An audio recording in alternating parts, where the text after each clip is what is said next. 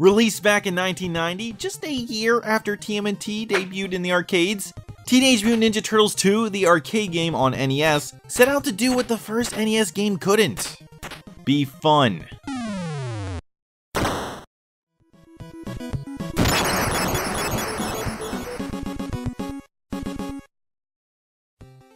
Nah, I'm just kidding. Mostly. Hey gamers, it's Spammer D. And let's just cut to the chase, shall we? TMNT on the NES didn't quite live up to the hype of the arcade game, let alone the expectations. Which is probably why with the sequel, they went out of their way to subtitle it the arcade game. As if to tell the hungry fans that yes, this is indeed the arcade game that you have been longing for. Though, obviously it's not. If you directly stack it up against its arcade counterpart, it's pretty easy to see which has the stronger showing. Better graphics, better sound quality, and of course, 4-player co-op. Really, how can the watered-down NES port even compete? Well, I think you'll be surprised. What makes console beat-em-ups, arguably, better than their beefier big brothers is the challenge. As fun as they can be, arcade beat-em-ups are inherently cheap. You gotta die so they can make their money back. But, as long as you can shell out, you're gonna win. This of course applies to more than just TMNT, but where in the arcade game you have as many lives as you do quarters, in the NES game, you only have 2, plus 3 continues. But that's not exactly 1 for 1, now is it? And that's not even mentioning that the NES game has 2 extra stages, on top of the original extended ones to contend with. Yes, survive longer with less lives. Seems like a tall order to me. Well, it's all about balance. TMNT 2 is considerably more balanced with a bit more strategy to it than you would think just by looking at it. And you're gonna need to utilize that strategy if you want to have any hope of winning. At its heart, TMNT 2 is a very basic brawler. All 4 turtles play exactly the same, with a very limited move pool. And there are no weapons to pick up, though there are a number of different objects scattered across the stages to interact with, and hazards to avoid. So you've got your basic attack, which is borderline useless, and will absolutely result in you taking hits, since most enemies often require at least 2 hits from this in order to take them down. Instead, you want to spam the special butt-kicking move as much as turtly possible. BAM! Right in the face, as it is capable of KOing most foes in the game with a single blow. And while there is no cost to using this move, it does take a little getting used to. To do it, you have to tap the jump button slightly before the attack button. Do it wrong and you'll just use a standard attack or jump, and might end up taking an unnecessary hit. I personally tend to just roll my thumb, but even that will only get you so far. It's not that effective against the bosses, who will absolutely punish you if you stay in one place too long. If you really want to win, you have to fully utilize the glory of the jump kick. But how can a mere jump kick make all the difference? I hear you saying from the other side of the web. Well, it requires mastery of an ancient ninja art. Cheesing no jutsu!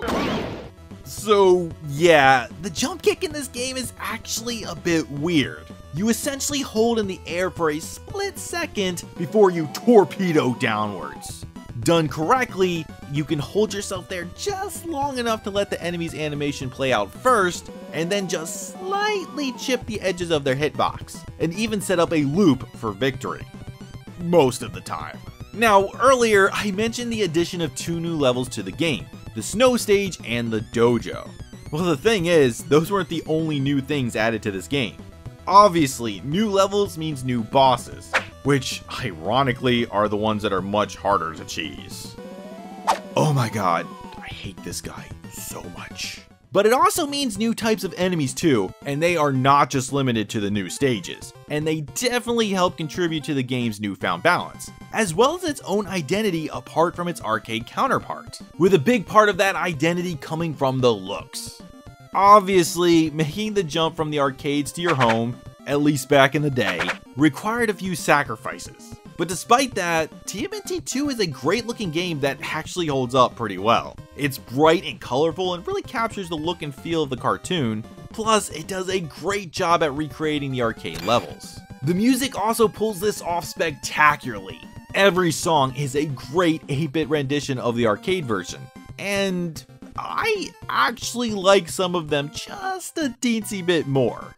And hilariously, they're better than the updated music that came packed in with the home ports of the arcade game. Ugh, licensing, man. Regardless though, the music is awesome and it also captures that classic Turtles feeling with its action-packed, fun, upbeat tunes. Perfect for kicking some shell. Plus, the sound effects are classic Konami. But unfortunately, trying to reach the sun that was the arcades of the time does come with its own drawbacks. Since the game is pushing the NES pretty hard, just like the first and third games, it results in some bad flickering from time to time and some minor slowdown. Mostly when there's a lot going on, which, in all honesty, isn't really that bad, but it is worth mentioning. Sadly though, in order to help compensate for this problem, TMNT 2 had to cut the 4-player co-op down to just 2-player co-op, which is most certainly a drag, as well as trim down the number of enemies that could be on screen at any given time. Now that may sound like a downside to a lot of you, but that's kind of where the balance comes in. You're not gonna be, swarmed like you were in the arcade versions. Help? And I think that the devs felt a little torn about there being fewer enemies too, which is why I think they chose to include these new type of foes. Things like rocket shooting snowmen, or giant tigers, robot scorpions, and these monkey robot things.